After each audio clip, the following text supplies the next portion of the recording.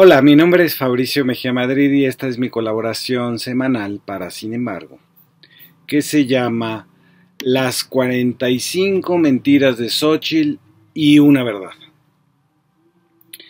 Cuando la Inglaterra de 1695 prohibió la censura previa en las publicaciones, se enfrentó al problema de que todo mundo se sentía libre de calumniar y difamar.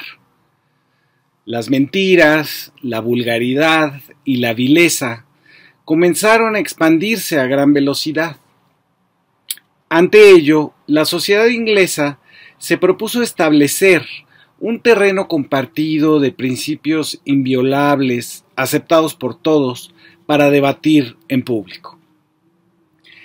Este terreno era el del juicio, la comparación, que evitaba caer en la descalificación personal.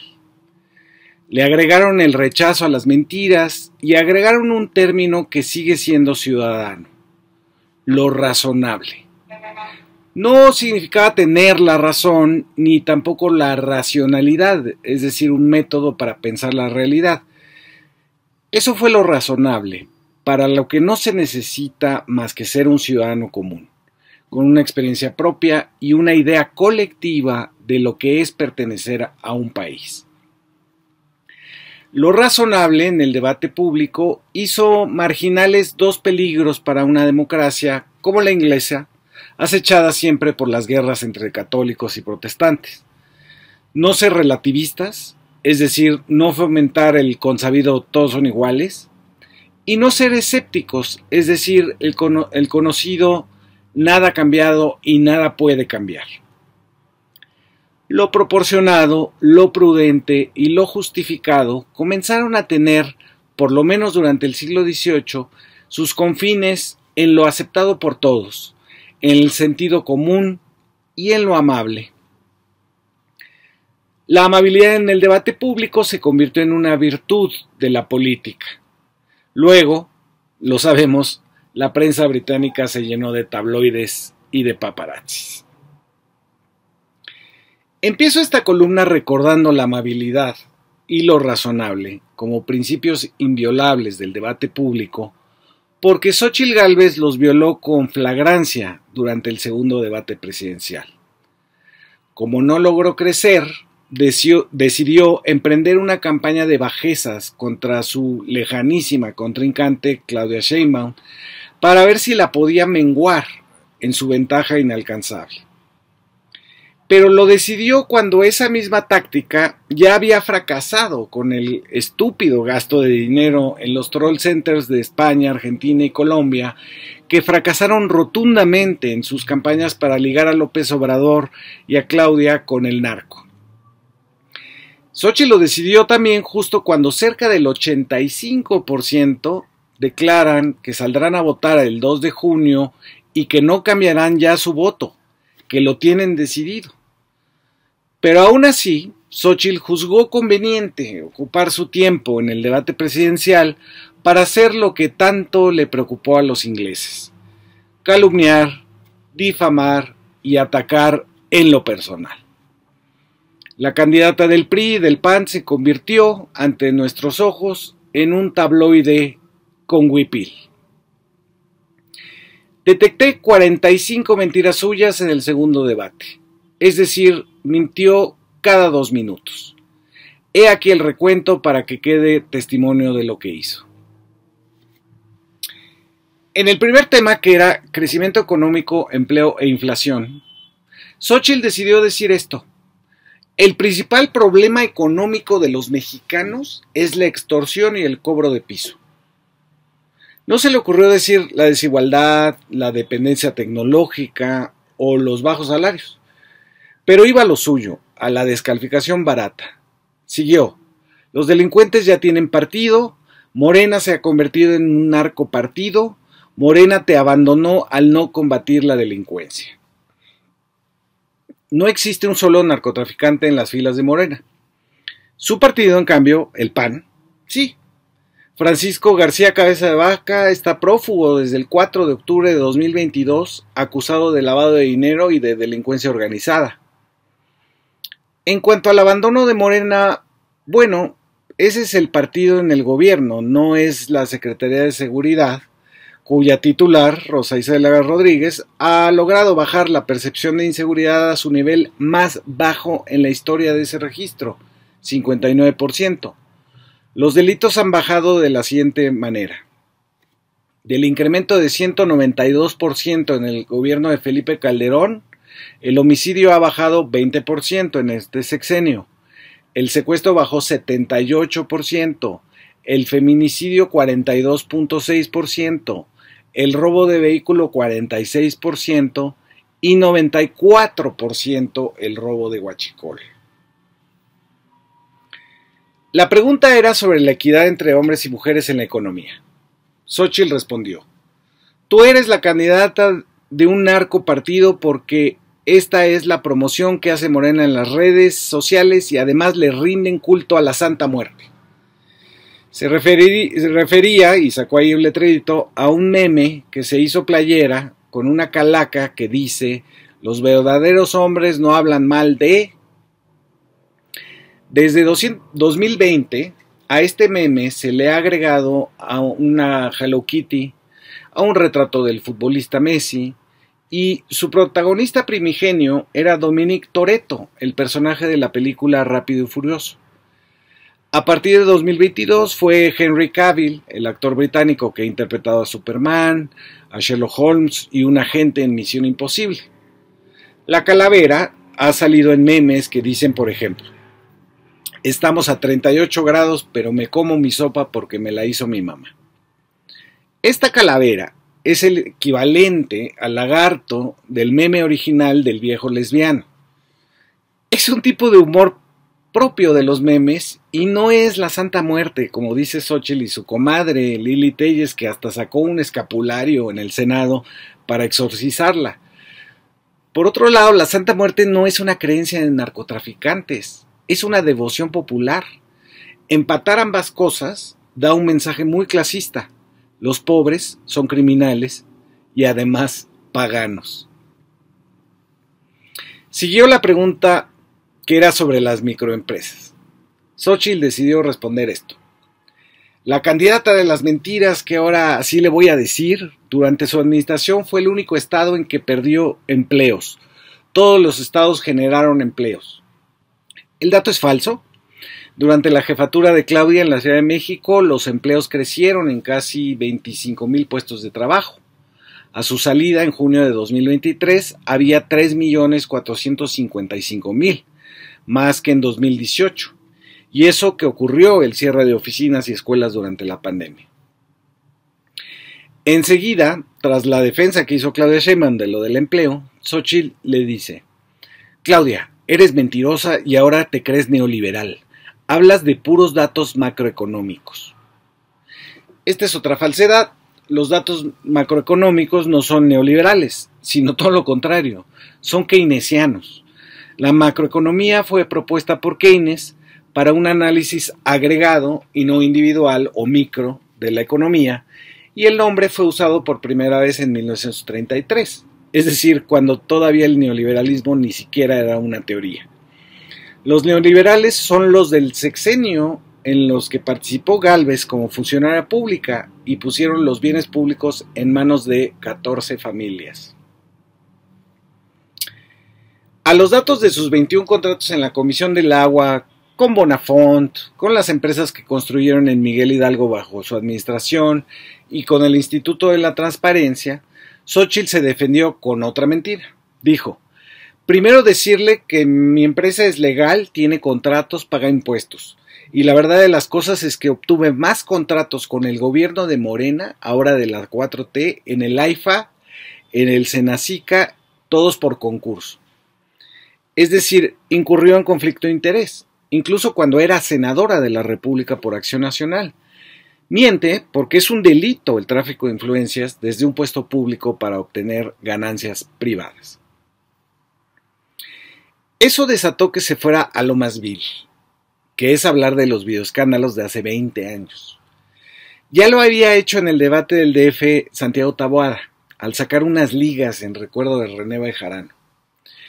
Así, Xóchitl perdió cualquier escrúpulo y dignidad que le quedaba, y dijo: esta foto de su marido robando dinero, ese sí es un delito, los míos son contratos legales. Para quien no lo sepa, Carlos Simas no es su pareja desde 2016 y se casó otra vez en 2023. Claudia. La foto no es sobre un robo, sino del empresario Carlos Ahumada entregando 300,000 pesos en efectivo de su dinero privado a un político. No es dinero público, y el delito por el que se acusó a Imaz fue un delito electoral, que no daba los 5 años que ameritaba prisión, así que se le sentenció a pagar una multa. Pero todo eso ocurrió en 2004. Sigamos con las mentiras. Dice Gálvez: el gobierno de Morena les quitó los recursos a los fondos como el Fonden y todos los fondos de salud. Sí, endeudaron al país. Hoy cada mexicano debe 128,000 pesos, 45,000 pesos que cuando ellos llegaron. Ya se acabaron todo el dinero y ahora van por las afores. Se quieren robar las afores. Esas afores tienen nombre y apellido. Esas personas deben ser localizadas para que se les regrese su dinero. Son unos bandidos. Empecemos por esto último, las afores. El fondo que se crea es de las cuentas de personas de más de 70 años que no han sido reclamadas o han estado inactivas durante 10 años, pero se mantiene el derecho que no prescribe de reclamarlas. No hay tal bandidaje. Lo de la deuda es completamente falso. La deuda per cápita aumenta cada sexenio, pero hay de aumentos a aumentos. El sexenio de Peña Nieto pasó de 37,000 pesos por persona a 66,000, es decir, casi el doble. En todo el sexenio de Andrés Manuel solo aumentó 15%. Sobre el Fonden, el Fondo de Desastres Naturales, las estancias infantiles, no instancias, como dice Gálvez, estas no desaparecieron. Sus recursos fueron transferidos por ayudas en directo, sin intermediarios. Así se logró la restauración de Acapulco después del Otis, en cuyo encuentro de banqueros, Xóchitl los llamó mediocres. Posteriormente viene una mentira que, como no sabemos a qué se refiere, solo la repetimos. Dice: ¿cómo es posible que como jefa de gobierno en plena pandemia se haya gastado 400 millones de pesos en su imagen personal? No sabemos de dónde salió el dato. La campaña de Gálvez ha gastado una cantidad exorbitante en los 30 millones de retweets artificiales del narcopresidente y apoyando a una tal Xóchitl con la T al final. Sigue Gálvez: que diga a los mexicanos si tiene o no tiene su mamá o ha tenido dinero en paraísos fiscales. Ya lo ha aclarado Sheinbaum y les hago un resumen. La empresa data de 1990 y se extinguió en 2006 y era de su abuela, que se las heredó a sus hijas. Una de ellas es la mamá de Claudia. Pero Claudia no figura ni como accionista ni como nada. Dice Gálvez: Pemex ha perdido y le hemos dado apoyo fiscal por 2 billones de pesos. En realidad, Pemex revirtió su caída y ganó este año 110,000 millones de pesos. Los alivios fiscales a los que se refiere Gálvez es no quitarle el dinero para que el gobierno se lo gaste en comprar aviones de lujo, como el que Calderón le regaló a Peña Nieto. Esos apoyos fiscales han sido en el sexenio de 800,000 millones, no de 2 billones, como dijo. Otra mentira, dice Gálvez: me tocó electrificar el 100% de las comunidades indígenas. De acuerdo al Banco Mundial, aunque el 96% de este país está electrificado, en las comunidades indígenas hay 2,100,000 personas sin acceso a la luz. No electrificó el 100%. La reforma, dice Gálvez, la reforma en materia de trabajadoras del hogar es de una servidora y se aprobó. La servidora es Xóchitl Gálvez, quien se lleva el crédito por un trabajo que no hizo y que sí realizó Marcelina Bautista Bautista, oaxaqueña nacida en Nochistlán, quien en el 2000 fundó el Centro Nacional para la Capacitación Profesional y Liderazgo de las Empleadas del Hogar, en 2015 el Sindicato Nacional de Trabajadoras y Trabajadores del Hogar y en 2022 la Casa AIDA, que es una casa refugio. Otra mentira. Dice Gálvez: mi querido Carlos Ursúa me explicó cómo el gobierno de Morena se estaba robando 600,000 pensiones. Su querido Carlos Ursúa, que en paz descanse, no dijo eso. Lo que pasó es que el economista calculó que habría 200,000 adultos mayores menos de lo que en realidad hubo, 11.4 millones. Calculó mal la esperanza de vida de los mayores. De esa discrepancia sacó que había 50,000 millones de pesos volando, 50,000, no 600,000 pensiones. Pero, según el INEGI, serán a final de este año los adultos mayores 14 millones. Con lo cual, el error de Carlos Ursúa es simplemente un error que Gálvez convierte en una de esas mentiras que se repiten y se repiten y se repiten. Luego quiso atajar lo que dijo sobre que en el sur del país no existía la cultura de trabajar 8 horas, que sí lo dijo y está grabado. Ahora dijo: lo que yo dije es que la gente no está acostumbrada a trabajar en maquilas. No dijo eso, pero bueno. ¿Qué hicimos? Proyectos productivos para mujeres. El PopMe a las mujeres les fue muy bien en Chiapas.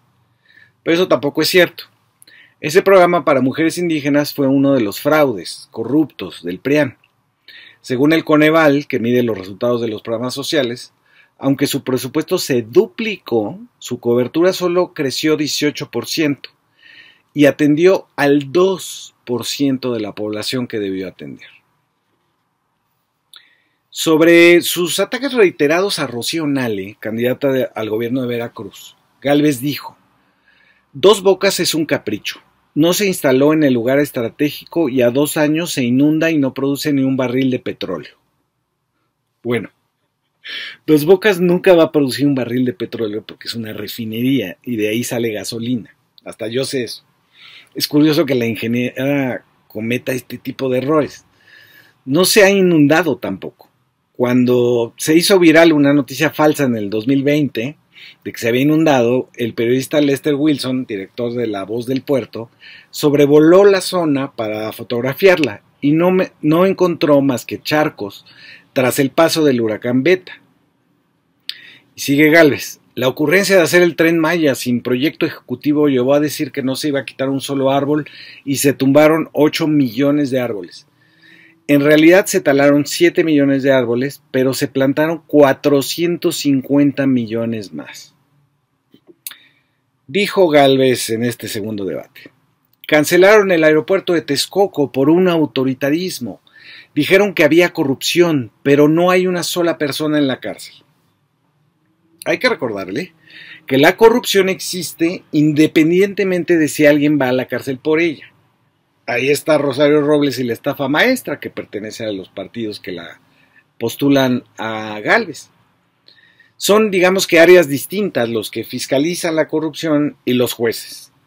Las 45 empresas fantasma contratadas por Sedena para desviar 1,779 millones del erario dedicado al aeropuerto de Texcoco seguramente no cuentan como corrupción para Gálvez, porque ahí están los 117 contratos y son legales, y que son con la consentida de Gálvez, la Conagua.